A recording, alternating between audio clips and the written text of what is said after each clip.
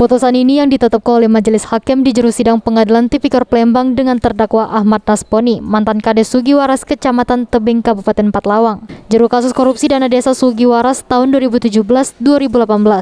Juru putusannya ini Majelis Hakim nyatakan aman perbuatan terdakwa Ahmad Nasponi terbukti bersalah melanggar pasal 2 Undang-Undang RI nomor 20 tahun 2001 tentang Tipikor.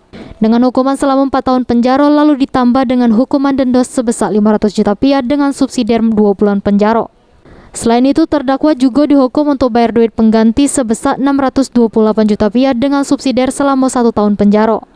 Putusan ini lebih ringan dibanding ketuntutan JPU di juru sidang sebelumnya dengan hukuman selama 5 tahun penjara, denda sebesar 500 juta rupiah dengan subsidiar 2 bulan penjara.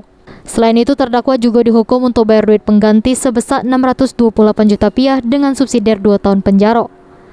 Sri Febriandi, PAL TV.